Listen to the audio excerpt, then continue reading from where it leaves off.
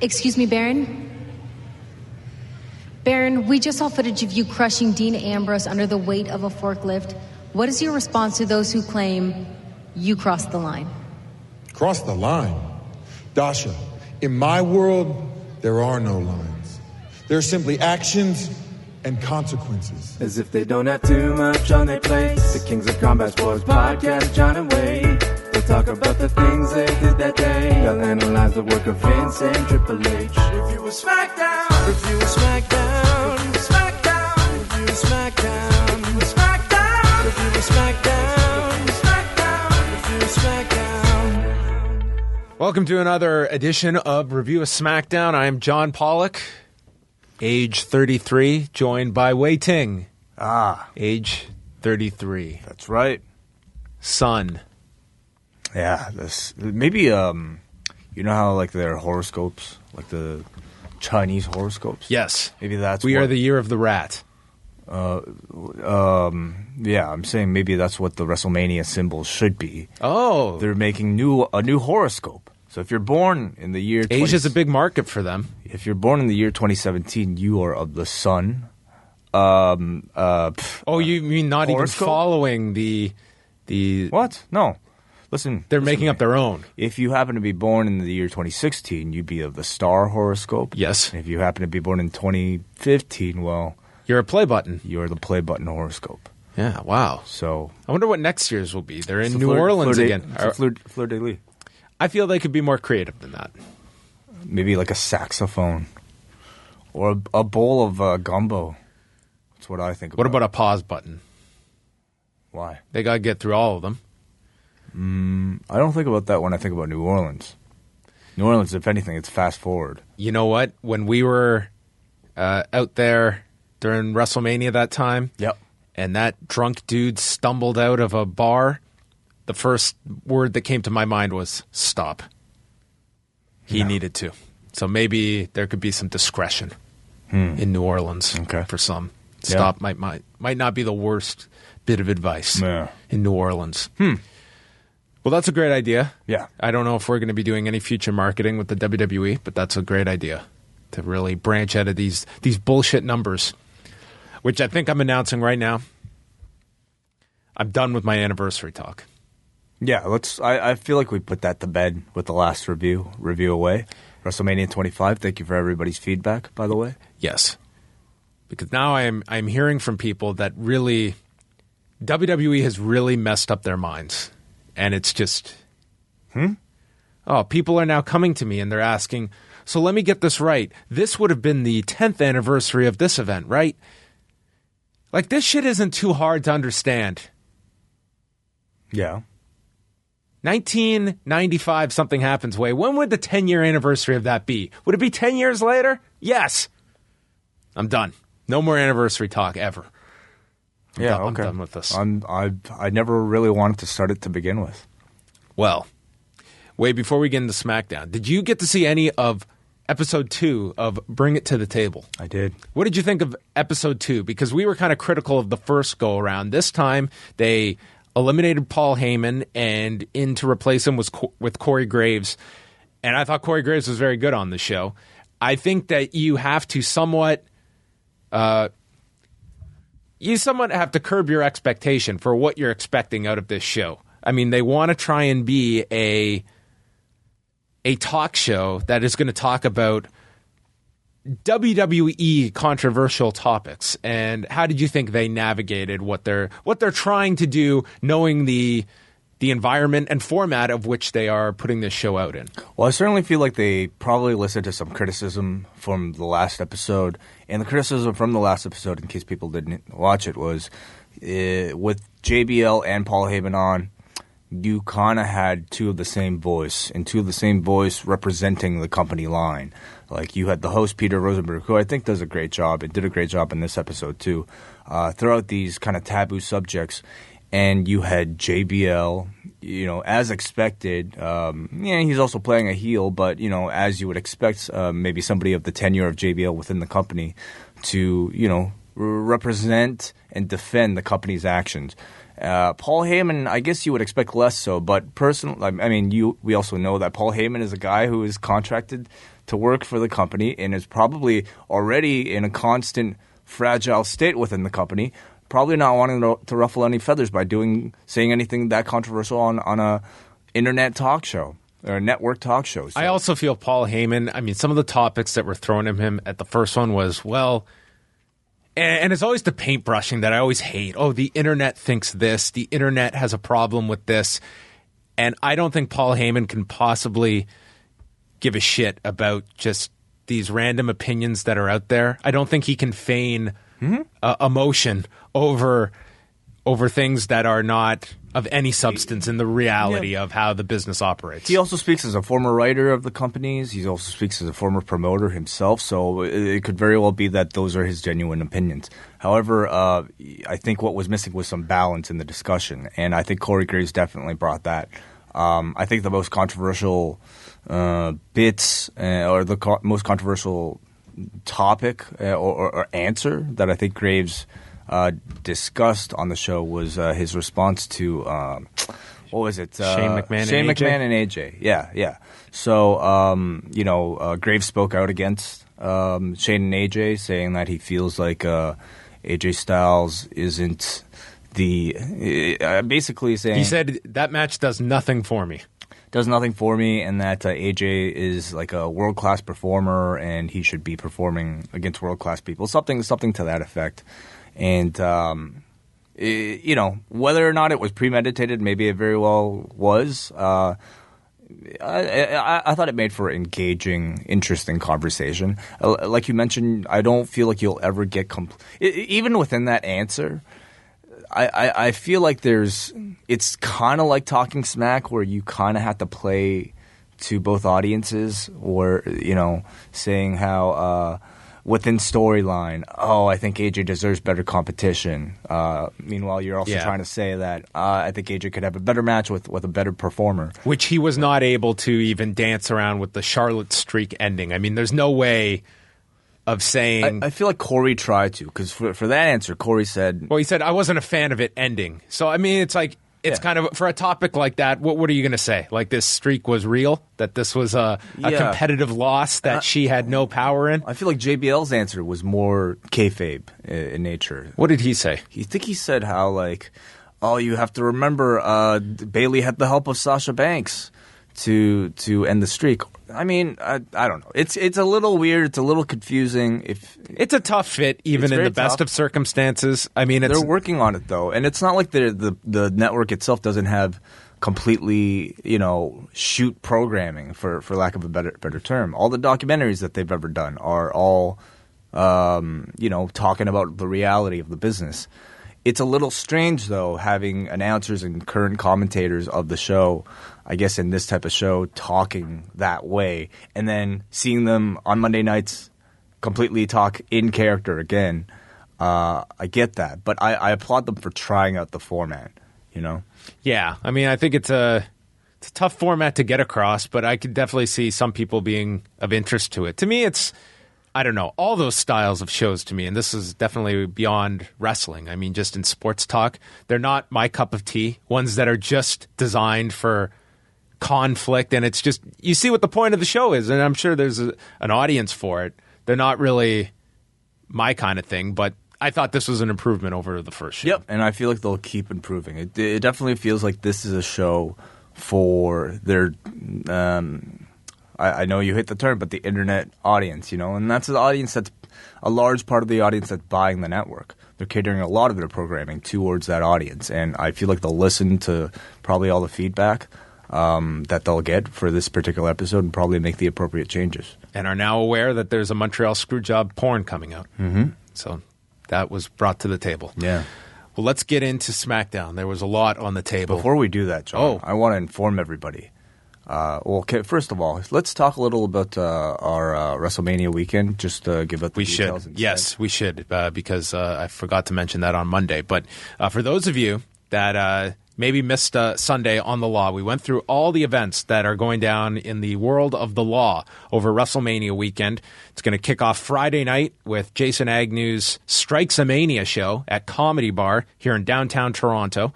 Then on Saturday, there's going to be a What's Next post show with Agnew, Braden, and Bartender Dave.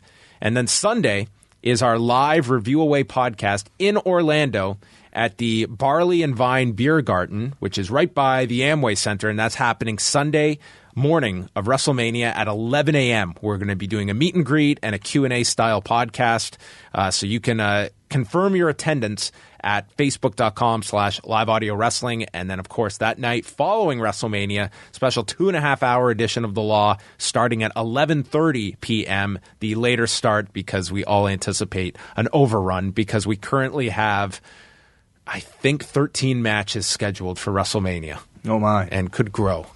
Right. So, yes, just to clarify, you don't have to go to all of them. Yeah, you do. We certainly don't expect... You've got to be flying to get to all of this. We don't expect you to fly from Strikes-A-Mania over to Braden's basement. And then no one's invited to Braden's basement. And then over to Orlando to watch our show. Pick one or pick none. Or all of them. Whatever you can make, we'd love to see your faces at any of these events. But in addition to, in commemoration of our live Review-A-Wai podcast and WrestleMania weekend, essentially, for the live audio wrestling Review-A-Wai audience, we have made a ProWrestlingTees.com Review-A-Wai WrestleMania 33 shirt available at ProWrestlingTees.com/law. So I believe that should be up at any time today, Ryan tells us. So you can get yourself a Pro Wrestling Tees Review-A-Wai WrestleMania 33 shirt and help support our pizza fund. It's a beautiful design, Way. Fantastic. It looks very. I didn't really design it. It's essentially just a parody of the WrestleMania 33 logo. But is that what it's a play off of? No, you didn't realize that? No. Okay.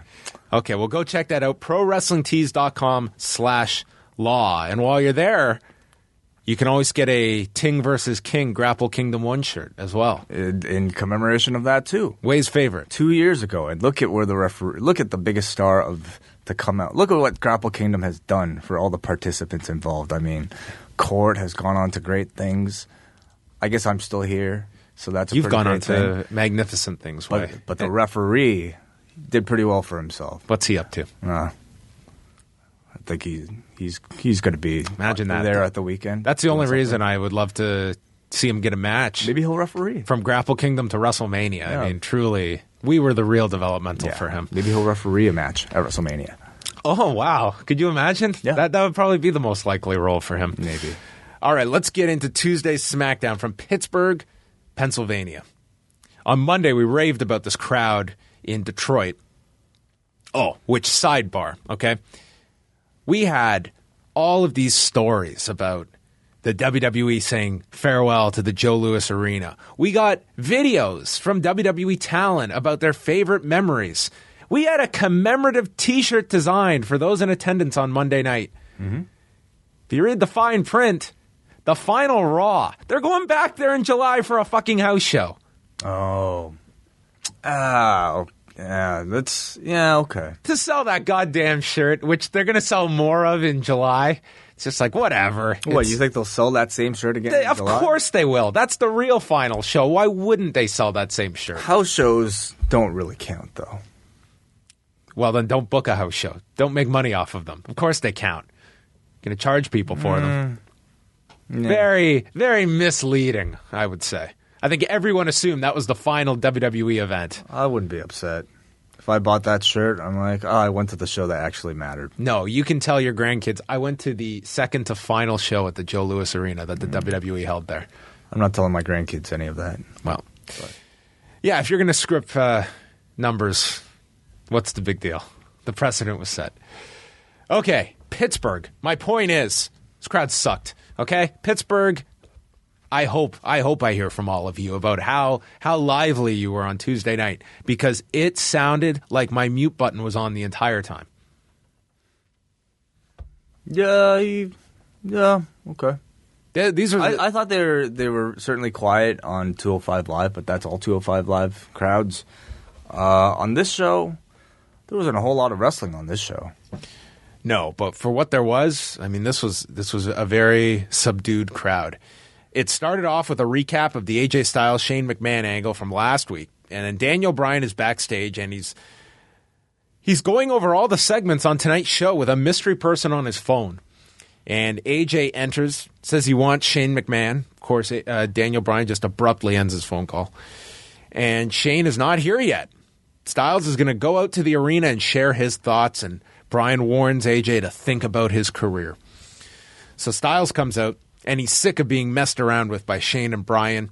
Said he had to jump through hoops like a circus monkey, making the term monkey exist on both Raw and SmackDown this week between Triple H and AJ Styles. Oh, did Triple H use it when too? he told Mick Foley to jump, monkey. Oh. Then he impersonated Cena's voice, and suddenly John Cena became Steve Austin here with AJ Styles quite falling short of the mark The Miz set last week when it comes to mocking John Cena in his voice. He said that he expected to get a rematch against John Cena, but instead was put in a triple threat match in a match that he was not beaten in, which was interesting because that particular show was one where apparently it was AJ that was supposed to be the one to take the fall, and Cena was the one who insisted that he take the fall instead of AJ Styles. Cool. So this actually plays into the story better that AJ kind of got screwed in this triple threat, which was his title rematch. Then he went through the Battle Royal, then he beat Luke Harper, and said Orton didn't even get arrested for committing arson, and yet he gets the main event of WrestleMania. And the crowd booed this. He was making a hell of an argument here for himself. He really was. Said he had the best year of anyone in 2016. He's the reason people are here and why people subscribe to the WWE Network. And he doesn't even have a match at WrestleMania. And says he's going to have a conversation with Shane McMahon about his career tonight, tosses the mic away, and leaves. Styles has to play a very pissed off employee in order to really justify this seemingly ridiculous Shane McMahon match. And I thought here he was very successful. He laid out his case, made a very convincing argument, and, ultimately provided good motivation for this match to occur. So on commentary, we only had Tom Phillips and JBL. This was a shock. A lot of empty chairs at ringside on Tuesday night because David Otunga was filming a movie and Mauro Ranallo did not make it to the show due to travel issues.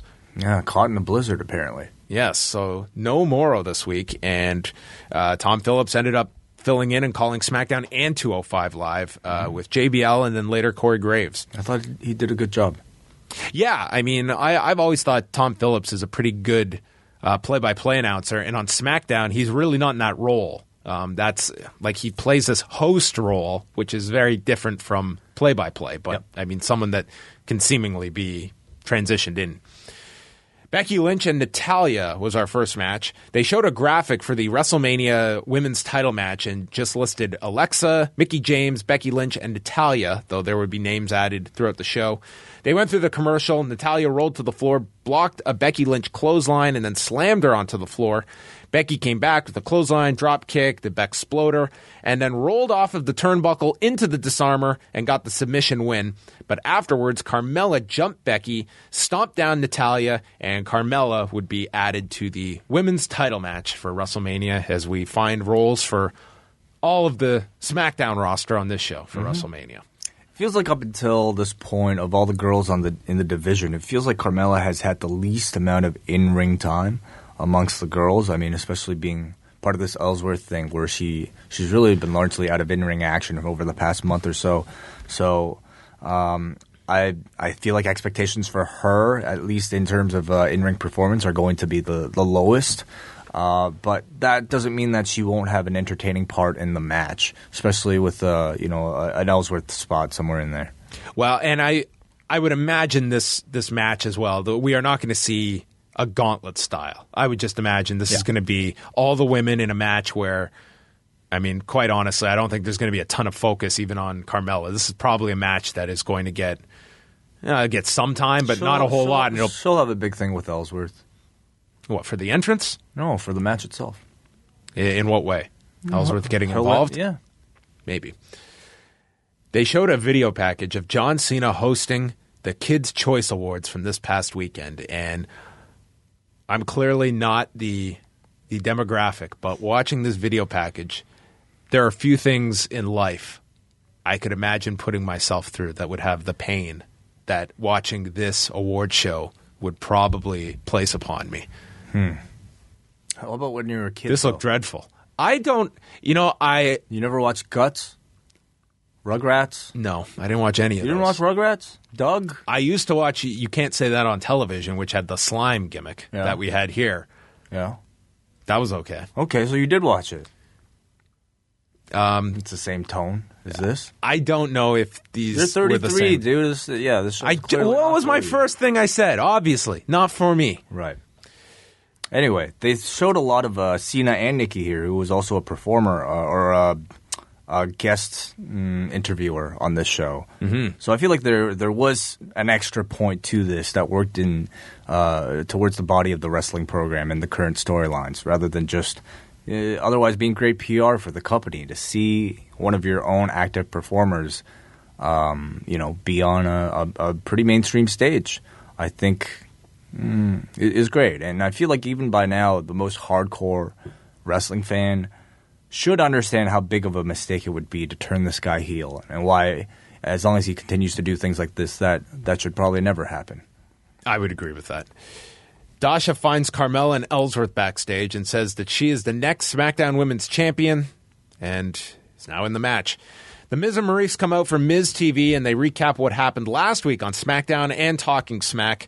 Smart of them to replay the Talking Smack stuff in particular, where I'm sure there were people watching this that did not see that. Absolutely. I thought, his performance on that show last week was magical. And it felt very organic, unlike most of what takes place on SmackDown itself. And there are often segments that take place on Talking Smack that deserve to be seen by a larger audience. They cut back, and Miz says that Nikki is never going to get a wedding ring because Cena only loves himself. And then it's Maurice's chance to talk. And she's going to share a story about Total Divas and says that she and Nikki used to be best friends. And she was offered a deal to be on the first season of Total Divas along with Kelly and the Bellas. And Nikki wanted them to hold out for more money. And all along, Nikki's telling Maurice, don't worry about it. I'm dating John Cena. I'm untouchable, to try and, I guess, up their amount that they can get out of this show. And then one Monday, Nikki texted Maurice. And if you recall, the Bellas left the WWE for a time and then returned with the Total Divas show in place. And Nikki texted Maurice stating, hope you don't mind, but we're going back to WWE and we got Total Divas. Mm-hmm. And Maurice says that Nikki took money away from her, took away opportunity, and somehow by not being on this reality series, Maurice lost 3.5 years of her life and time with her husband, and now is going to make Nikki suffer and calls her a lying, backstabbing bitch. I think it's because Miz was on the road and Maurice had to stay at home because she wasn't a part of the company. I guess so. Yeah, you're right. And Maurice actually told the same story in the last season of Total Divas because she had interaction with Brie. And was this all covered on the show? On Total Divas, yeah. All right. Much of what takes place in the storyline is in reference to things brought up in Total Divas. So if you are a Total Divas fan like myself, well, that's why I'm glad you're here. You're very much into this program. You're our companion thing. program. This was Maurice's time to kind of deliver her big Miz-style promo, and it's tougher for her because she's had less experience than the Miz at doing it, and also English isn't for her language. But I thought she did a very commendable job. The other thing is last week on Talking Smack and also this week again, the constant pointing out of the wedding ring and how Nikki, that's the one thing Nikki is most jealous of Maurice, really tells me that they probably are going to end that WrestleMania match with some type of proposal. That is kind of the big, prize at the end of all this. That's the thing that they're teasing Nikki about the most, is that you'll never get married, John will never marry you, which tells me that they're probably going to do it at WrestleMania. Or you could do the greatest turn ever where Cena gets down on one knee and then Nikki slaps him and slimes him and turns him down. Whoa. Slimes him too. Oh, yeah. Where's the slime going to come from? The biggest slime ever from out of a helicopter. Damn. Okay. Cena comes out with Nikki. They charge the ring and Nikki takes the mic and says, if I had the power to block someone's job, then why are you here now? Says, we were never best friends. And it was Maurice who made up a story, and she was the one that stabbed her and Brie in the back and then challenged Maurice to a match. But Miz turns it down and tells her and John to continue being terrible people as he goes to wrap up the segment. When Daniel Bryan comes out, he says he was promised a special Miz TV and didn't feel that Miz delivered on his promise. He says how he wants to punch the Miz in the face from the comments he makes, imitating his moves poorly, but says Miz knows he can't do that, and he takes advantage of that fact. But he knows two people that can punch him in the face, and he announces that the Miz and Maurice will take on Cena and Nikki Bella at WrestleMania. He says it will be the ultimate face-punching extravaganza, and Nikki just leaps onto John Cena. I mean, if Cena does propose to her, I don't know if Nikki can channel the same emotion as the announcement of this match.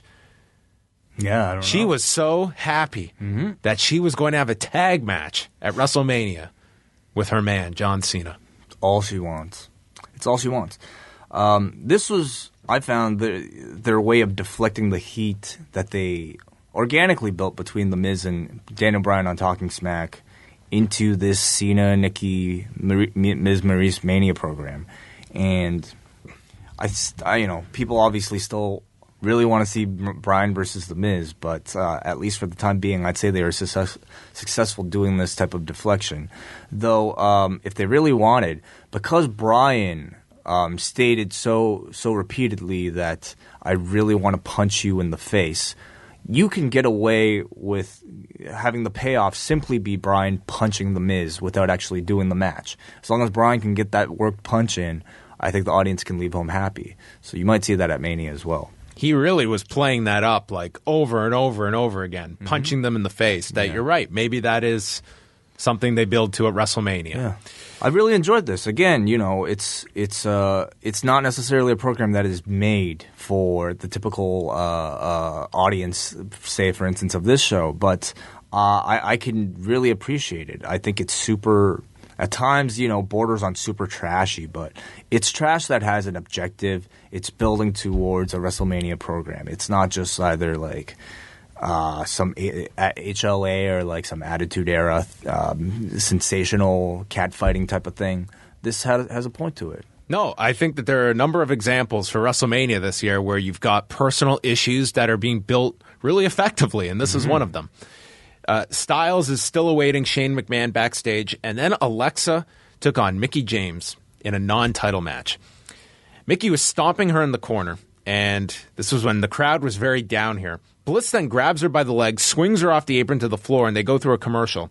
Bliss is then on top with these very bad-looking strikes, and then she grabs Mickie by the hair and just drops her on her head. Mickie comes back with a Hurricane Rana out of the corner. Then a DDT was blocked by Mickie grabbing the rope, and Bliss just cracks her with a right hand, drops the double knees, but misses a moonsault, and Mickie gets up for the Mick kick for the win. This just, I thought more so Alexa, who just seemed really off here. I did not think this was a very good match. Yeah, I thought it was a little sloppy. And the crowd really was not real into this one, unfortunately. If there's something you can take away from the match is that, I mean, if you watch it, this whole first hour of SmackDown was dominated by the women's division. You know, you had of course, this match, previous segment, and then the Natalya Becky match. And I think it really deserves to be restated what a great job SmackDown's done of building their women's division in comparison to, say, the Cruiserweights on Raw or the tag divisions in both of the brands. You have women all within this division who have personality and who have characters. Yeah, I would say they definitely had a lot of focus, especially in this first hour. However, this match to me was just definitely on the lower end of what we've seen in some time. Renee interviewed Styles in the parking lot. He says he's going to get his thrills where he can since he doesn't have a match at WrestleMania. And then the garage door opens and Shane gets out of a car, and then Styles attacks Shane, nails him into the car, throws him against the equipment that's nearby. Just a vicious attack, ending with Shane being sent into the window of a car, and Finlay comes to help Shane. Styles then returns and continues to stomp him. This was one of the better-looking attacks in quite some time. I thought this looked great, and then Shane's bleeding from the top of his head here. Fake blood. It looked it, yeah. Yeah, like blood that was like definitely a tone too red for. Have you ever seen Shane? Maybe Shane just has really strong red blood cells. Maybe he bleeds a bit brighter than most. I don't know if that works that way. That's exactly how science works. But I can't really recall a time where they've used fake blood in pro wrestling before. So they can't show real blood. If there's real blood, cut away. You have to wipe it down, stop the match. But fake blood's okay. What's the difference? I don't know. So my question is, will we ever see a time where fake blood will be used in a pro wrestling match? I guess if they're establishing this, that it's allowed, why not? Yeah, it's strange. It's interesting to me that they can show fake blood in a segment like this, but real blood, I suppose it's more dangerous, diseases and whatnot with real blood. What did you think of the actual attack? I don't think I liked it as much as you did. Oh, I thought this looked really good. I thought the window stunt was good. I thought, the beatdown itself was actually fine, but I feel like they've done far more realistic beatdowns. And I think one of the issues I have with it was I didn't see the point of showing AJ waiting in the back or having him interviewed by Renee prior to Shane entering. I thought it made Shane look dumb. First of all, showing up late. This is your own show. You're showing up like an hour in. That's silly. Okay, but that's maybe he had travel issues. Secondly, I think it's just a little awkward with Shane just walking in there with a camera pointed at his face and AJ having just completed an interview, hiding behind a car for this sneak attack. There's a camera crew there. Renee is just right there. Shane's walking in, and you're telling me like all there was for a sneak attack was AJ having to crouch behind a car. I think that's dumb. Well, come on. I mean, Dean Ambrose. I mean, if we're going to use the camera stuff, I mean, that wasn't good either. He walked into it like, I don't know. But at least with the Corbin attack, the viewer wasn't aware that Corbin was waiting. You know what I mean? Yeah, we all saw him. He was hiding behind a pillar. Right before, it took Ambrose walking into the shot before we saw Corbin. Here, the viewer was aware that AJ was waiting this whole time. So it kind of takes away the surprise even for the viewer. I just didn't really see the point. I think you could have had AJ walk out of the arena after his segment and then had cut to a camera at some point later on in the show of Shane getting to the arena and AJ attacking from out of nowhere. I thought it would have worked out better. The other thing that I didn't like was at some point later on in the show, they cut to this GoPro footage from within the car of Shane getting his head smashed in. And I might be nitpicking as a camera guy, but I feel like in 2016, almost everybody in the audience with a cell phone knows a little bit more about video cameras. So what did AJ have to do? Did he put a fucking GoPro into this car so that he could capture the moment of him slamming Shane's head into Everyone's the camera? got GoPros, why you got to be ready for everything. And then he uploaded this footage to the truck in the back. I just feel like doing that was a case of overproduction and just it kind of took the realism out of it. So there are a lot of things that I feel like took me out from this attack. After the break, he's being checked on, and Chris Amon believes he has a skull laceration. Hell of a diagnosis. Just okay, a flashlight. I can confirm you're bleeding from the head. This residue is supposed to be blood. So Shane will not go to the hospital. He's too tough. He's too tough. He's a McMahon. And instead they help him to the trainer's room. Styles is then leaving the dressing room, and the Usos think, Uso crazy, man. What did you just do? And he runs into Daniel Bryan, who calls AJ a coward. And he lost all respect for AJ. He says the earth is not flat. He's not unstoppable. And Bryan tells him he's fired, and tells the officers to remove him, which led to boos from the audience. Yeah. It'd be hilarious if he did call him out on the flat earth thing in this moment. Oh, poor AJ, man. He's now being asked about this in interviews, and it's like he prefaces it by saying, I don't think the earth is flat, but then he qualifies it by stating, I'm just saying there's a lot of interesting stuff out there that would cause you to question things, and I'm all about questioning things. It's like, AJ, stop. Just stop it. Yeah, just stop. I thought Bryan had some really strong performances on this show. On this show, I thought he did well in the Nikki segment, and I thought here he showed a more intense and emotional side as an actor than typical. So I thought Bryan did well. Mojo Rawley versus Dolph Ziggler. This didn't get the crowd back into things. Ziggler got sent over the top 3 times. At one point, he threw JBL's hat away, and the point was that if this were the Battle Royal, Ziggler would have been eliminated 3 times. Yeah. And Ziggler is on the floor, the count is going, he teases returning, but then just gives up on the match and gets counted out in 2.5 minutes and walked to the back. And these were 2.5 minutes that were filled. They were filled, and the Battle Royal itself is a filler spot on the show. It's a spot just there designed to help everybody get a payday. However, it doesn't have to be that. And I feel like they're trying with a guy like Mojo, for instance.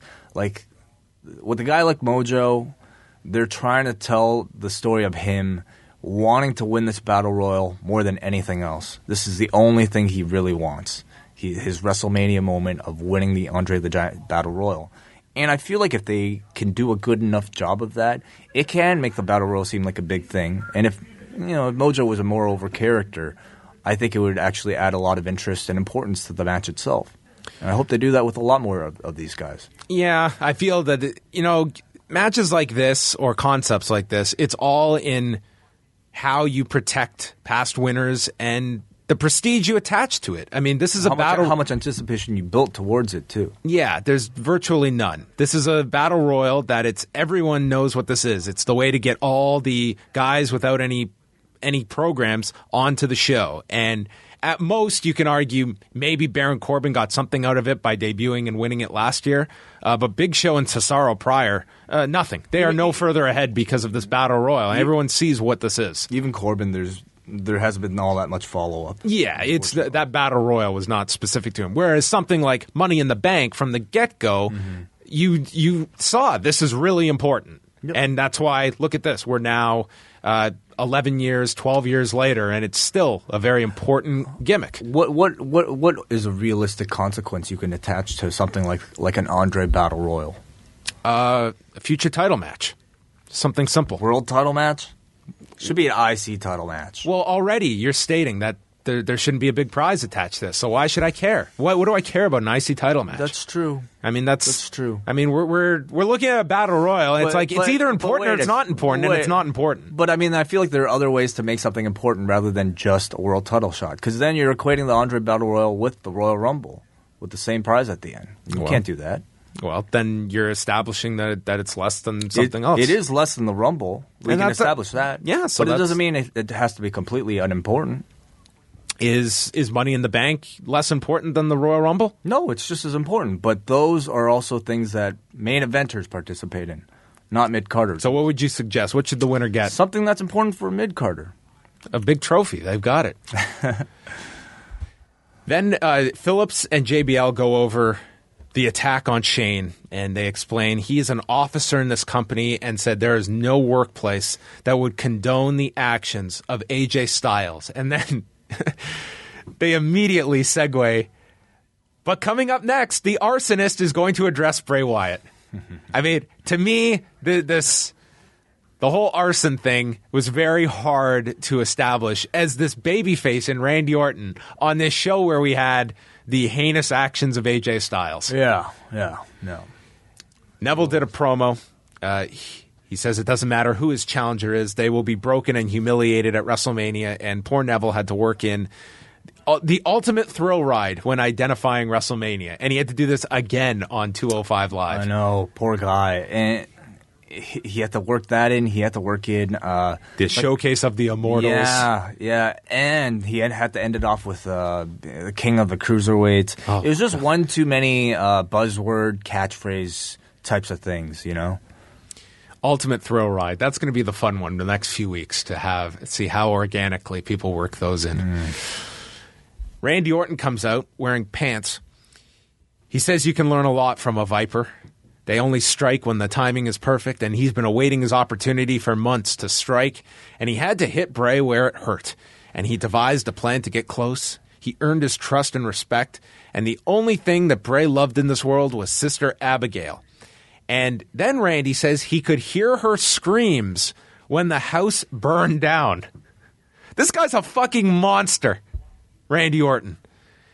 And Bray now has fear because he's all alone. And he swears to God that he will take everything from Bray Wyatt at WrestleMania. How you couldn't be sympathetic to Bray Wyatt after this from this asshole. Again, I feel like much of that goes into what exactly did Bray Wyatt do to Randy Orton to warrant such a revenge? Like, and I can't remember, and I feel like a lot of people from the feedback I've seen can't really remember how this whole thing began either. You know, Randy just couldn't beat Bray, right? Like it was Harper and everybody, I guess, helping to defeat Randy. Was that how this whole thing kind of initially began? Like think of how awful it would have been. It must have been of whatever Bray did to Randy. That Randy was willing to overlook what Brock Lesnar did to him at SummerSlam. Like, wouldn't your plan be to deviate something to get back at that guy? Sure. That guy sliced your head open. Yeah. Burn down Brock's shack. No, you shouldn't do that. Fuck. I mean, there, another guy in the woods. He's basically he's in Saskatchewan. Probably living in the same type of shed as Bray Wyatt. Yeah. So, then we got Bray on the screen in his... He's in the fucking compound. Yeah, he's in the burnt down shack. Okay. They had walls? They had a roof? I guess the walls stayed intact enough. So what damage did this guy really do to this? He burnt the floor. And he burnt the Sister Abigail to ashes. This dead person was burnt to further ashes? Okay, well, first of all, I don't, it's never been established that there are actual remains, of Sister Abigail. It's not even established that Sister Abigail was a real living person. If anything, like it could have simply been like the soul or the embodiment of the spirit of Sister Abigail. But Randy's acknowledging its existence, that it was something. Yeah, so maybe Randy knows that within Bray's mind this exists within this dirt and worms. Okay, you're deep. It's deep. It's deep. You're playing Twister right now to try and make sense of this. I mean, it's trying. This is a program. It's sci-fi and horror within professional wrestling, which is not everybody's cup of tea. But I feel like they've done a pretty good job of doing sci-fi and pro wrestling within the body of a realistic wrestling program. And it requires cooperation from the viewer. It requires a level of disbelief. Just like when you're watching horror, just like when you're watching a sci-fi movie. You have to kind of allow yourself to believe in what they're trying to sell you. And it can be very corny sometimes if it's bad, if it's unintentional comedy. But here I feel like they've done it with enough care. Well, I think in that cooperation that goes both ways, that they also have to explain basic questions. Okay, Sister Abigail's never been explained. Yeah, okay, fine. So what attachment should anyone have? Has the Force really been explained in Star Wars? I think so. No, not really. It's performed. It's used. Yeah. You understand that it's a manipulation. It's not a physical, tangible thing, though. I'm not counting the prequels. I'm not counting Metachlorians or shit like that. I'm talking about the actual trilogy. All right, like it's just this thing that we suspend our disbelief to believe in that exists, and Sister Abigail is Bray Wyatt's Force. All right. Well. That would explain how the chair rocks, which is now gone. The rocking chair was gone. Right, that was burnt. Bray has his deadly stare and says he was stripped of all his powers. Abigail was the spawn of Satan. So maybe I spoke too soon. We're getting answers. He has bestowed her power onto him, and now he is the Lord of Lords. Not to be confused with... the The King of Kings or the upcoming Show of Shows? WWE loves this shit. Show of Shows is WrestleMania? Yes, that's another acronym, a moniker. It's going to be a long T-shirt. The Showcase of the Immortals, the Show of Shows, the Ultimate Thrill Ride, the Granddaddy of them all. Yes. Got it. He says he has to purge all the infidels in this world. Mm-hmm. I think this was right out of one of those Osama bin Laden tapes. Remember when those would get released? Oh, yeah, those are a hit in the underground. I wonder if that was the inspiration. He just drop a message from a cave somewhere. This is kind of the inspiration here with Bray. He is a terrorist type of character, Bray Wyatt. Yes. This, and you know where he was recording this message from? The terrorist house. Abigail now lives through him. He is born again in her ashes. And then he says that he is going to baptize himself, not figuratively, literally, because he opens up the wooden floor, takes this dirt and pours it all over himself, including his face, and then he yelled, which was in sync with me yelling as well. Yeah. Listen, I defended the burning down. This, to me, was just insanity. I like this a lot. Okay. I thought this was great. Okay, listen. Maybe you're the wrong person to ask because I know your views on religion. But is this is a baptism. This is you can look at this and say you can look at a person being baptized at a church, water from the holy water on their face. Yes. Saying that's ridiculous. Or you can look at it. I'm not saying baptism is ridiculous. Okay. I'm saying this segment was ridiculous. But I'm saying, again, I'm trying to be very careful with how I'm saying. Don't be careful. Who cares? But I don't want to offend anybody. Yeah. Because I respect it. But what I'm saying is that like to this character, his religion is whatever this shit is, this dirt on the floor. You know what I mean? That used to be the embodiment of this sister Abigail. Like, and to him, he's being baptized. He's born again. He's and to symbolize it, he's rubbing this dirt on his face, and I didn't see a problem with it at all. Again, like I feel like this is like an evolution of the Kane Undertaker type of character, but I feel like they're doing a way better job of it in a more serious and adult tone.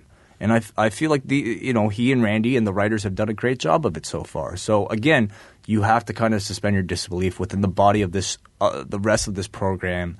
But if you allow yourself to do that, I think you can enjoy it. Well, to me, it's like you still have to watch this. This is one show. These characters all interact. But it's a variety show. And that's I feel like the wrestling, at least this episode of SmackDown, it's a variety show. You have a bit of horror and a bit of sci-fi. You have your reality TV E-network drama. You have your hardcore wrestling. You have your cruiserweights. You have whatever. And it all comes together. Well, we all have different lines. Mine was this baptism following an arson attempt. Your line is GoPros. Yeah, that is true. So we all have our different lines, and we all have different opinions and views, and that's what makes us fun. Then Baron Corbin is just hanging out by a forklift, and Dasha asks him about crushing Ambrose under one of these last week so casually. And again, okay, this guy, another fucking attempted murderer on this show, and he's fine. He wasn't fired last week. This one just went right under my radar. But Christ, was what Baron did so innocent in comparison to what AJ did? This guy's going to get a fucking IC title match as a result of his murder attempt. Yeah. He said, he was asked, did you cross the line? Corbin says, in classic Baron Corbin fashion, there are no lines in this world. He put Ambrose in the hospital, challenges him to a match at WrestleMania, and will put him down for good. Which I guess means death at WrestleMania. No, we've established that is How can there not be a forklift involved in the Mania finish? Yes, and as somebody pointed out to us last week in our great forklift booking of quite a few, way too many WrestleMania match, a Judy Bagwell on a forklift match. That's right. That was maybe the most famous. Which was promoted as Judy Bagwell on a pole when they probably realized, hey, wait a minute. Where are we going to get a pole big enough to fit Judy Bagwell? So, yes, you had a forklift with her on it. Yeah, so. Then there were like 13 minutes left in the show, and American Alpha and the Usos are announced for a match. And I thought this was just going to be a big attack. I didn't think we were going to get a match. We got a match, non-title. You barely got a match. You got a match in a small screen in the corner as you saw Shane McMahon. This was our picture-in-picture treatment.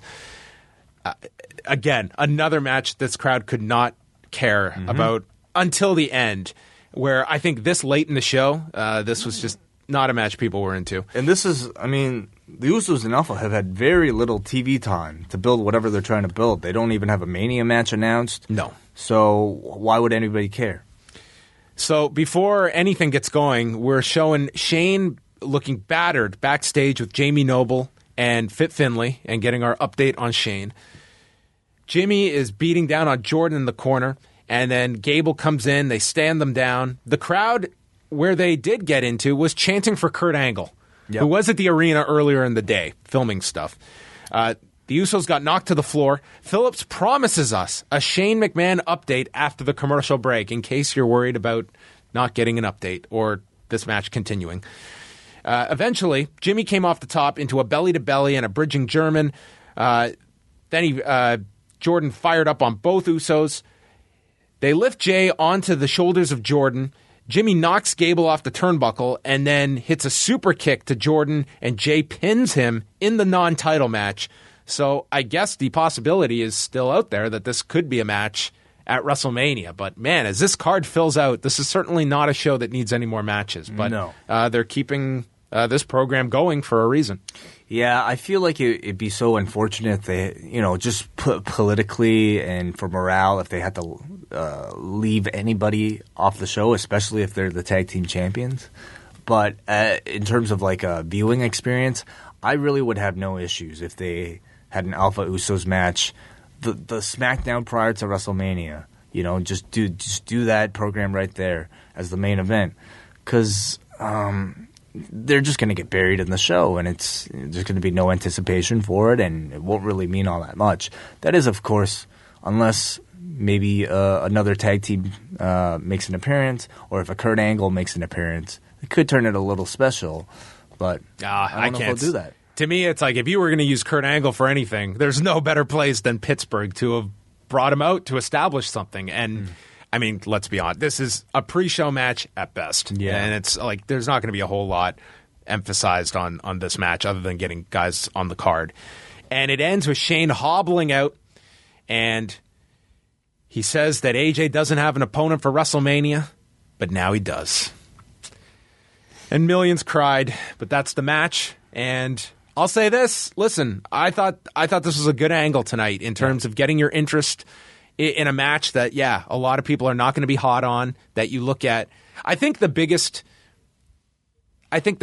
issue people had was that they wanted to see a match at WrestleMania that was going to be your unbelievable classic. And most people look at AJ Styles as the most capable of having that kind of a match. And given this opponent, they're not even giving him a chance to have that classic. Yeah. You can't have that classic with this guy. This could be a very well-booked match with probably some big stunts in it, but this is probably, this is not going to be your Okada-Omega equivalent or anything close to it.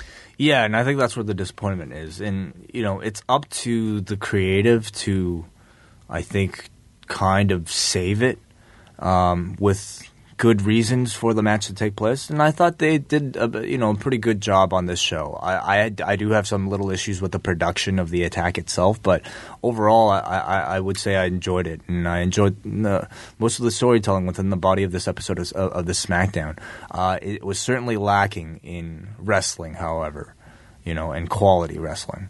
Yeah, but I thought in terms of the Shane AJ program, the Cena Nikki with Miz and Maurice, you pushed that forward. I guess we can disagree on Randy and Bray, whether that was a positive or negative. But that's this time of the year, it is going to be way heavier storyline driven than match quality as such. And there was a lot that they crammed into these 2 hours. Yeah. I mean, even forcing in this American Alpha Usos match, which, let's be honest, they could have done this next week and just announced the match next week or, God, the week of WrestleMania. I don't think it really matters for that. But, yeah, I thought SmackDown, much like Raw, is very much storyline heavy, but I think they advanced some of their programs further. So we went to Talking Smack. And it started with Renee and Brian talking about how much they love Pittsburgh and that it's an underrated city in America. And Renee mentions Jimmy John's, and being that Pittsburgh is where she went to her first ever Jimmy John's, and Brian gives Jimmy John's a thumbs down, which, of course, is one of Brock Lesnar's sponsors that he wears on his shorts. Oh, is it? Yes. Oh, wow. So I think that was the connection. Maybe he's building up to that match. Dude, Brian's got like 3 years of programs if he were ever to come back. Yeah. Unfortunately, they're all in the WWE. Yeah. Brian met with Kurt Angle today, and Renee did an interview with both of them, including the two of them discussing how a match between them would have gone. And that will be coming out in the next few weeks. Yeah, interesting. It'll be in 360. Yeah. As well. Now, wait. Yeah. Do you care? Does a 360-degree interview, does that excite you? No, not really. Yeah, I don't know. Is that the new 3D? Yeah, it is. Something that people will think is the evolution. Yeah. I've watched these 360-degree. They are cool for, like, I've watched some boxing fights where Showtime's done them, and it is kind of cool that you can shift and watch the crowd and stuff like that, and you can go over top and watch them. I would say a wrestling match, it might be kind of interesting. For an interview, I could care less. Yeah, I think an interview, basically, to me, the real appeal of 360 are environments. You know, anytime you want to be encapsulated within an environment, and also for VR, like those VR headsets. 360 obviously is kind of made for things like that. And if you're just kind of scrolling along on a desktop screen, you're not really getting that full experience. For, an interview setting, though, I haven't watched it. Maybe they'll do something really cool. They'll have something going on everywhere. But if you're telling me that, I could turn my head and focus on Kurt, or I could turn my head and focus on Brian, well, essentially you're just making me do the work of an editor, aren't I? I'm trying to do your job. And it's novel, but I don't know if it'll really last as a format. But Renee said she's doing a bunch of these. Do you think, though, that the wrong person is hosting these? What do you mean? I mean, this should be 360-degree angle with Kurt. Maybe that's why they did it. Maybe all Kurt Angle interviews from this point on will be 360. Yeah, that's the only way he speaks now. Yeah, or maybe he'll just spin when he speaks. Okay. Talking Smack. Hey, for the record, I don't hate 360 video. In fact, we might be trying some of it ourselves. Oh, okay. Yeah. Great. We get this podcast in 360. Okay. Well, then I'll take back everything I just said about it. Yeah, you just kind of... Yeah. Because, man, if you like my voice, imagine what it sounds like from watching the back of my head. It's way better. Again, it doesn't work like that, but okay. Oh. People can't see the back of my head? No. That angle? Why not? Well, okay. Imagine this bottle I have in between us is the camera. That is essentially where the viewer will sit. Oh, so they just... They see everything around That's way too many angles. bottle. Like, why would they want to look there or there? It's just about having the freedom, I guess. Well, I guess it's up to the content producer to put something on that side. Oh, well, good luck. We got nothing. Blank walls and a blank screen. You can see my J.R. Ewing figures. Mm-hmm. Yeah, very exciting stuff. They replayed the AJ Styles attack on Shane. Brian was very angry. He lost respect for AJ. And Brian says that he fired AJ. Doesn't want him here. Needs to talk to Shane because he doesn't know if Shane was in the right frame of mind when he challenged AJ. Said he was slurring his speech and basically says that in firing him, Shane can probably overrule him if he wanted to bring AJ back. Now, do you see that firing as just a quick little 1 week thing and AJ is brought back, or is this a sign that, I mean, everyone expects these roster shifts to come after WrestleMania, that this could signal AJ maybe being one of those and ends up leaving SmackDown? Yeah, I think that's possible, but I think at least up until Mania, he will not be fired. I mean, the guy was challenged to a match at the end of the show, so I expect him to be on SmackDown next week. Yeah, that would be a safe assumption. Yeah. So then Brian says that Shane is not the best wrestler, but he's tough and he has lots of heart, and this could be a memorable match. So I think this email was sent out to all on-air people when discussing this match. Yeah. I like how Brian was able to bring up the Kurt Angle-Shane match as an example of a match that I feel like probably not a lot of people had great hopes for, but also a match that I think we all look back very fondly. And we broken glass. It would take a lot of broken glass. A Shane trademark. Yeah. Take a lot of broken glass. It would take a few dumps to the head on Shane if he's willing to take all those things. But this could be a classic match. Really could. We kid, but like that Shane Angle match really was, is one that we all remember. I would hate to see the guy take that level of damage, especially at this age in his That's why I career. never liked that match, but I know I'm definitely in the minority. A lot of people did. It's also not a hardcore match. At least it hasn't been proposed as a hardcore match yet. It could change. Well, this match, I bet you it's going to get some kind of no-holds-barred stipulation, because doing a wrestling match with Shane, then there's no point to it, because that's not the strength of a Shane McMahon match. And given as well the severity of this angle, I think it kind of necessitates it, that it's got to have all the bells and whistles that a Shane match is going to have the luxury of having. Mickie James joins them. She calls tonight one of the biggest nights of her career, and as I rolled my eyes at that, she even clarified and that said, or at least since I've come back, which even that, I don't know, a bit of a stretch. Says that she had a deal with Alexa to help her keep her title, and said that she'd get the title match. Mentions that April 2nd is a really good day for her, because April 2nd was the date of WrestleMania 22 when she beat Trish Stratus.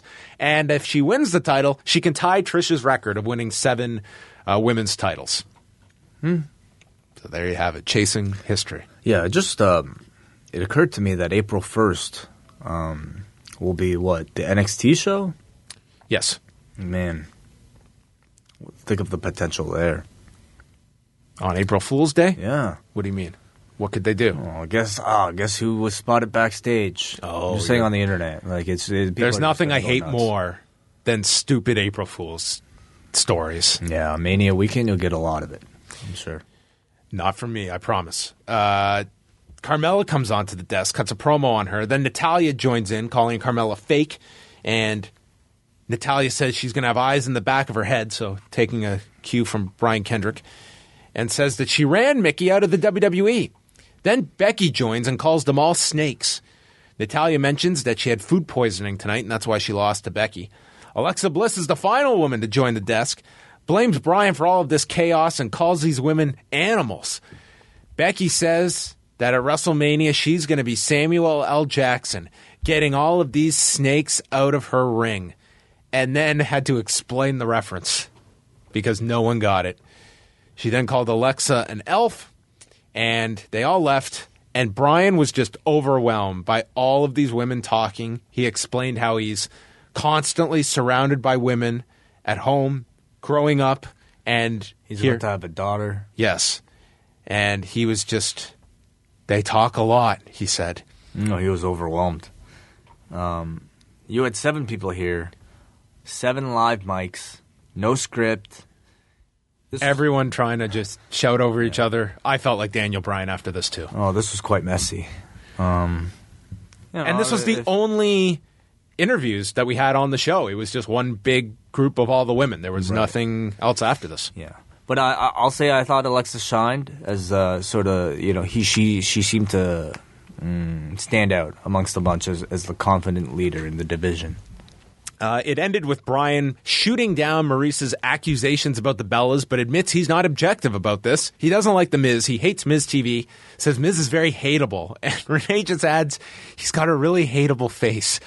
And Bryan says he has a Donald Trump style of arguing by just being louder, worked in a climate change joke, and then plugged the tag match between the intergender tag match for WrestleMania, and that ended the show.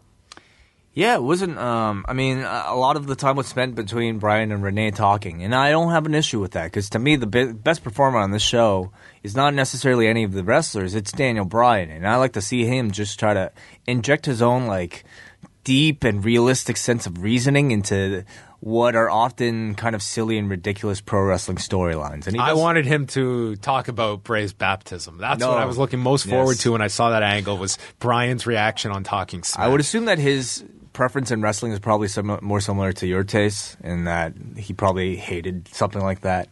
But sure, I'm sure he would have treated it with about as much respect as he could have. Maybe he would have discussed religion. Yeah. That would have been great. Maybe. But I enjoyed Talking Smack again this week. I think it's the perfect way to end SmackDown. I really wish that they could turn the last half hour of Raw into Raw Talk. I mean, it won't be but they've done Raw Talk after the pay-per-views. It's not as good without Charlie Caruso and Jerry Lawler are not Renee and Daniel Bryan. Very true. And Raw Talk, there is never any buzz coming out of that show. I didn't even watch the last one. Yeah, that's very true. So 205 Live, then, is our final. I think Corey could do a good job, though. Corey in that role. That guy, though, I feel is going to be... He's just going to hit a state of, delirium. Yeah. Because he can do everything very good, and they ask him to do everything good. Mm-hmm. He's utilized it. I'm glad he's off NXT just to take that off of his workload. But, I mean, he's just an unbelievable hire that they got. And it was unfortunate the way his career ended. But, I don't know if he'd be flourishing as a wrestler to the extent he is as a broadcaster and a utility guy that can be put in so many different situations. Mm-hmm. Which was alongside Tom Phillips here to call 205 Live, our NXT reunion. As Corey said, that Yukon Morrow got lost in the Arctic Circle. Neville comes out. He says this was the building where he broke his ankle last year, right before WrestleMania, and robbed him of his first WrestleMania moment, and that the people here didn't care, which I don't think Neville should take personally. Pittsburgh doesn't care about anything. And says he was injured and forgotten about, and calls tonight's match the biggest main event in 205 Live history. Wasn't. What was? They're all about the same. They're all kind of on that. That Fatal 4-Way they did, that Jack Gallagher one, that was a really great main event. Good a month ago. But was the anticipation that great for it? Maybe this had the biggest stakes attached to them. Well, they did have actual title matches on. But WrestleMania title match is a bigger stake, yes. Yeah, I would say. Yeah. And he says that the winner is going to regret their ambition to challenge him. And then was interrupted by Mustafa Ali, who just made his entrance coming down to the ring. And they had a mean mug at one another. And Mustafa Ali took on Drew Gulak. Ali did his usual somersault into the neck breaker, came out of the corner with a tornado DDT, and Gulak sailed to the opposite end, right in place for an inverted 450, and was pinned in 453.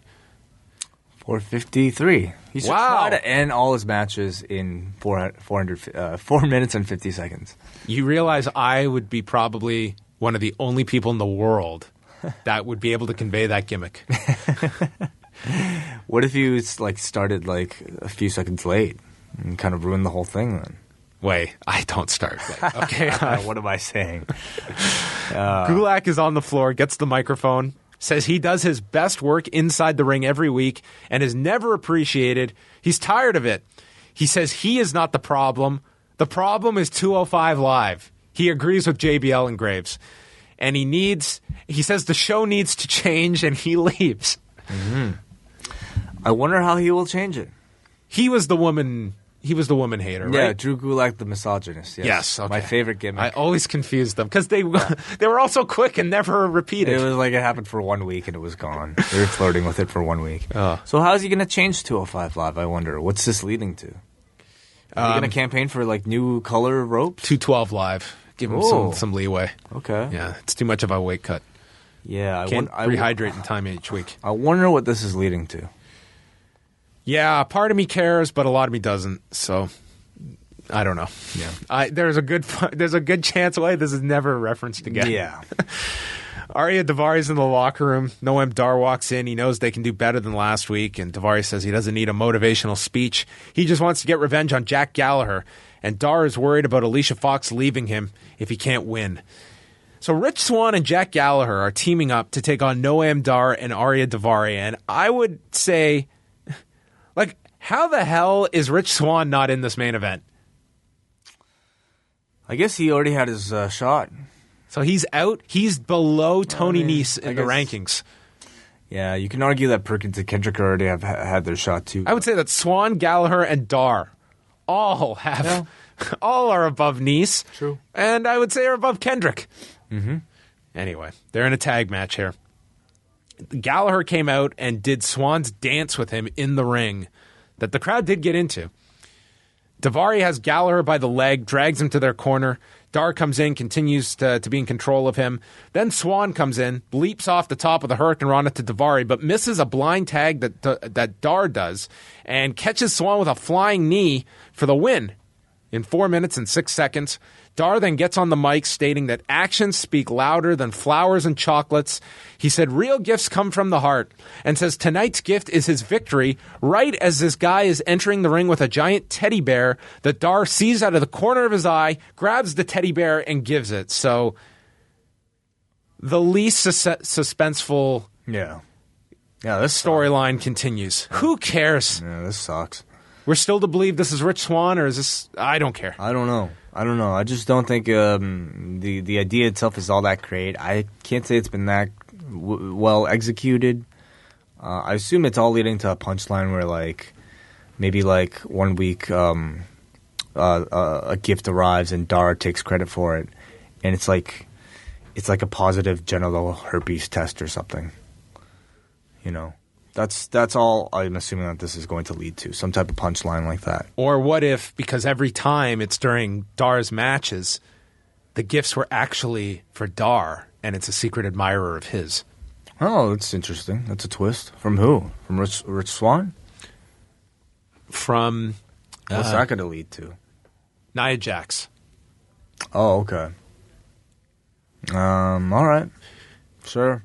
I feel one day, if this Cruiserweight division really one day is thriving and they do some 24 episode on the Cruiserweight division, oh, man. They're going to talk about the way they talk about the women's division now, and they show the mud pit matches. It's going to be all Alicia Fox B-roll with chocolates and teddy bears and the bullshit of Jack Gallagher. Like pretty much what they said on 205 on the Bring It to the Table segment. The Cruiserweight Revolution. Yeah. Main event was Austin Aries, TJ Perkins, Akira Tozawa, Brian Kendrick, and Tony Nese. And this was an elimination match. Aries and Perkins are going at it. Perkins dabbed in front of Aries. Aries and Kendrick then teased an alliance, but Kendrick attacked him. Tozawa did a bridging German, and then Kendrick breaks up the fall, and the announcers explain how this makes no sense, given why would you make any kind of a save in this match. Tozawa did this crazy suicide dive to Kendrick, and then Nese followed with a Fosbury flop to Tozawa and Perkins on the floor. Aries then gets shoved off the top by Kendrick and lands on the floor. Nese hit this crazy running knee and crashes through the barricade. Perkins gets the first elimination, applying a cross arm breaker to Nese, and then Tozawa's out next when Kendrick catches him with the sliced bread. Perkins then blocks a sliced bread. There's a Tower of Doom spot with Aries throwing Kendrick and Perkins off, and Perkins taking a reverse superplex. Aries and Perkins are fighting.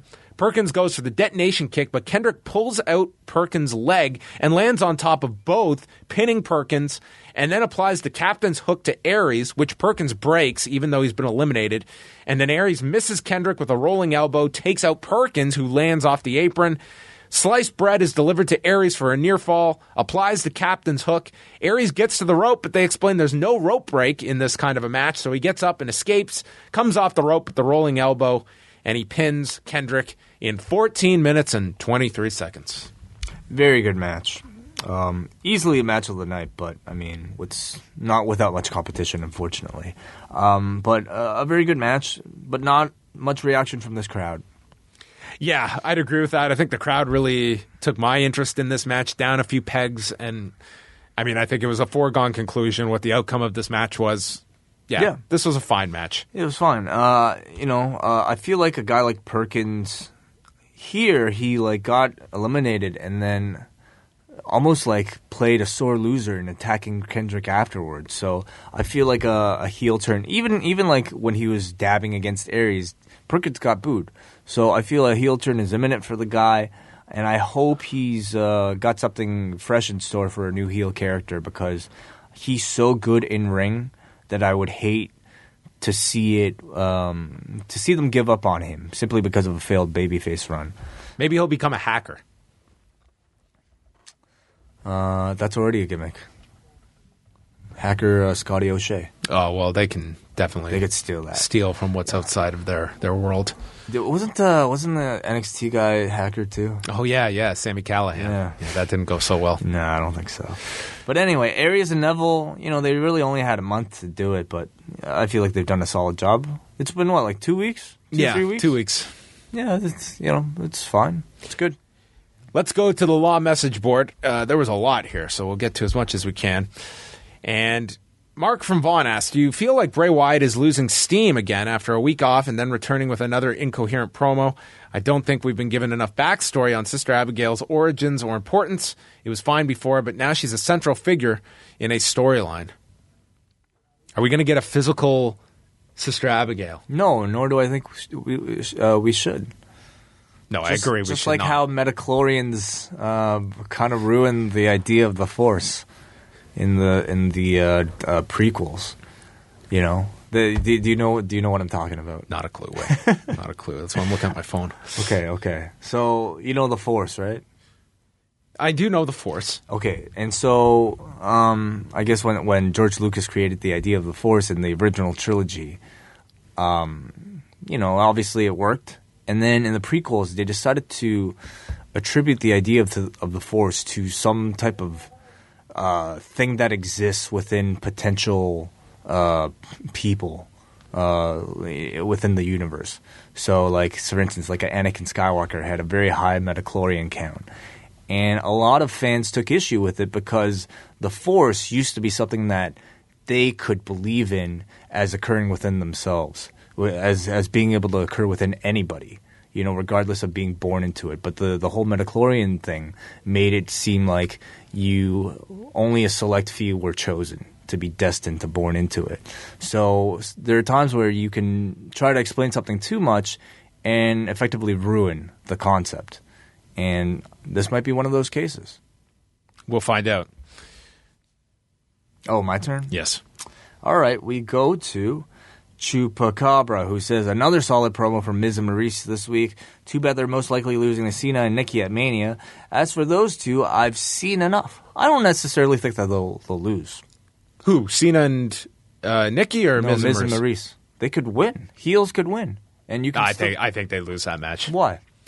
Especially if you're doing the post-match stuff with Cena and Nikki. Dude, you can propose off of a loss. Yeah, why not? That way you save both of them. I don't think Miz necessarily takes the fall. I could see Nikki pinning Maurice. I think Miz has to take the fall.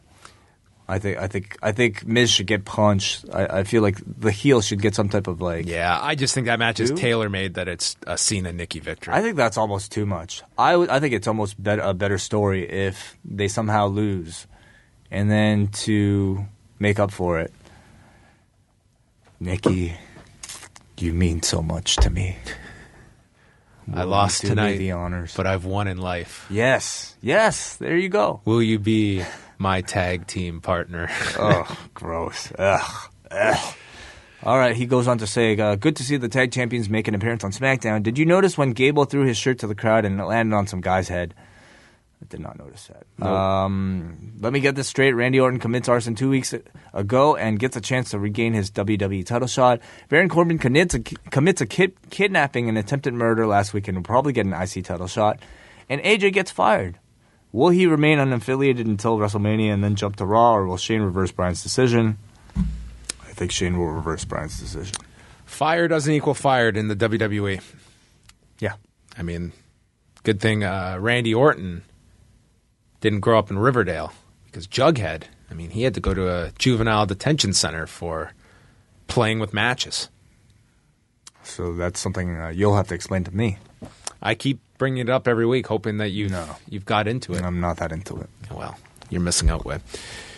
Let's skip down here to a few. Paul from New Jersey. The AJ Styles attack on Shane was one of the more intense, savage attacks I've seen on TV in some time, on WWE TV in some time. Very well done. What isn't well done is hearing Bryan announce the tag match at WrestleMania, the ultimate thrill ride. I'm getting deja vu of Roadblock end of the line. I have a feeling we're going to be hearing that phrase a lot in the next 2 weeks. Oh, you will be. You will definitely be hearing that ad nauseum. We got a CB who says, why would AJ risk career and firing, which could have occurred? Even worse, was Shane being well enough after the attack to come out? Stretching out the next weekend would allow Shane more time to explain why he wants to fight AJ instead of fire him. He wants to play the hero. I don't feel... people were asking about, if they should have had Rollins come out this past Monday. It's like, is everyone aware? WrestleMania's in 2 weeks. Yeah. It's in 2 weeks. We got to get these matches together now. So we don't have time to waste for your matches of importance. Yeah. They only have 2 more weeks of... Exactly. They have 2 episodes left. Ruari from Melbourne. Hey, guys. Tonight was a great follow-up to a great Raw. AJ Styles was fantastic and made what he has been given to be exciting. The Miz, Maurice, Cena, and Nikki segment was good, and Mickie James still has it. Didn't get why the Usos and Alpha went at it already. It wasn't even advertised. Where were Moro and Otunga? We went over that. Not saying I missed Otunga, but it was just a bit weird having a 2-man booth again. Austin Aries was brilliant tonight, and Nice with a huge barricade spot. Talking back was great. My real main event of Tuesday nights. We got a Jesse from Melbourne who has some views on SmackDown. SmackDown seems better each week in comparison with Raw, simply because the show's not overrun with old dudes who were popular in the Attitude Era. Although I echo Jeremy's worries that Shane going 50-50 with AJ is preposterous. However, I do have faith in the SmackDown creative to keep AJ strong coming out of Mania. Question, do you know Cena's post-Mania schedule? Is he sticking around? He's off to do Daddy's Home 2. He's filming that movie. He's got another movie beyond that. I don't know how long he's going to be gone, but certainly he will be taking a hiatus. Next one here, a question from Michael in Orange County. There was a picture of Kurt Angle entering the arena tonight. Any word if he had a role? I highly doubt it, but was curious if there was something more to it. He was there earlier in the day to film stuff for WWE, and that was it. Obviously, they were in Pittsburgh, so it made sense if they wanted to utilize something. He was very close by. I would not expect him on TV before the Hall of Fame, though. Michael from Orange County, California. That was the one I read. Oh, sorry. Okay. So then we go to GQ from the RGV, who asked, do you feel like it's time for another draft after Mania? If so, would you separate Luke Harper from Bray Wyatt in the draft or continue their feud? I would not mind seeing them feud, but I would hate to see them just get back together like nothing happened. Yeah, I don't see them getting back together. Whether or not they'll feud, I think you definitely still have enough story to tell between the two that's unsettled so far. Yeah, he's kind of just disappeared from the show. He's got nothing going on at the moment. Yeah. Vince, in terms of a draft, I think that's... I don't know if it'll be a draft per se, but I do see the roster switches. Yeah. I don't to freshen up each side. I don't really want to see a whole draft. I feel like they should allow for a number of trades. Mm-hmm. Just to kind of enough to freshen up the rosters, but especially for a lot more of the stale guys who have kind of been through everything. But I don't think a whole draft is necessary. No, you've spent all this time trying to establish separate sides and branding guys as Raw or SmackDown. Like, I wouldn't want to see all of that just jumbled up. I think it'd be more effective to just have a few go back and forth. It freshens things up. And you're not screwing up the entire roster divide. Yeah. Vince from Toronto. I'm not enjoying this WrestleMania build. The Orton-Wyatt feud still seems like it came out of nowhere to me, and it's at best poorly timed. The AJ Shane thing should be the AJ Bryan thing, but it's not. All right, it can't be the AJ Bryan match. And John Cena just looks weird kissing Nikki. Other than The Miz, I'm not enjoying anything on SmackDown right now. That guy has been on fire since the brand split, and I hope he can keep it up until the rest of the show gets back on the right track. I definitely disagree with this. I think the build for WrestleMania, I've been pretty happy with it so far. I think that there's a lot of matches that have had some good angles behind them that I think this is definitely much more a WrestleMania where you're going in with the programs and personalities as opposed to just matches on paper that look dynamite. I can't say the build portion. It's like you can't judge the matches until they happen. But what we can judge is the build. And I've got to say, for a lot of it, I found this build to be pretty good. I agree. Go back to 2009, guys. I guarantee you will enjoy this build so much more. Chris from Melbourne, Australia wants to know, have any legends been contacted for the SmackDown Women's Championship match? I only ask because on your WrestleMania 25 review, you mentioned how most of the women were afterthoughts during the Battle Royal. I've heard nothing of that, nor would I want to see that. This match already has enough of the current women in it, and there's always the possibility of a Naomi appearance. This match doesn't need anyone from the past. Mm-hmm. If you're going to do your legend cameo, that's Battle Royal to me. And I don't think this is a year that really requires it. I mean, to me, it's like those legends, like for a cameo, like at the Rumble, for instance. The entrance is what gets the pop. And at the Battle Royal, you don't even get the entrances. It's usually the guys are just all in the ring and you don't even see them. And we just reviewed that Battle Royal at WrestleMania 25 where, I mean, they didn't even get individual entrances, and you didn't even know that some of these women were in the match, including the announcers. Yeah. It was a clusterfuck. Embarrassing. So I don't think that match needs any added bodies than the ones they have at the moment. Okay, let's go on over to Raz from BC. So Shane gets to bleed and do questionable bumps and spots while other talent are shunned too. Don't get me wrong, I enjoyed Shane as a persona and Daredevil back in the Attitude Era and liked his return, but he's getting too much focus. Unless SmackDown is going to be a more edgier program in all with the real-life storylines blended in with more PG-13 language and backstage skits and stuff like before the PG era. That's a long sentence. Thinking WWE and Shane possibly booked themselves into the situation to redeem last year's Mania match, AJ will probably be able to facilitate and carry Shane to a better match than 50-year-old Undertaker. Yeah, I'll say. Well, I definitely think you'll get a better match this year than the Taker match last year. I think that's a pretty safe assumption. Let's finish off with Randy in Melbourne, who wants to know... How many people are in Australia? I think everybody. Why? I'm just saying, every piece of feedback feels like every other person is from Australia. Well, we have a lot of fans down there, I guess. What are we doing here in Canada? I don't know. We should move. We could. He wants to know if you're one of American Alpha or the Usos, or if you're one of Neville or Aries, do you think there would be more benefit to getting a 14-minute match on the WrestleMania pre-show or a 4-minute match on a jam-packed WrestleMania card?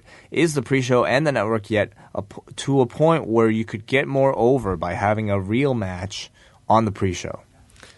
Well, on the pre-show, I mean, last year... So, the guys in the very first match got fucked because they had all those problems getting people into the stadium. So it was like 3/4 empty when that first match happened, and it was just nothing.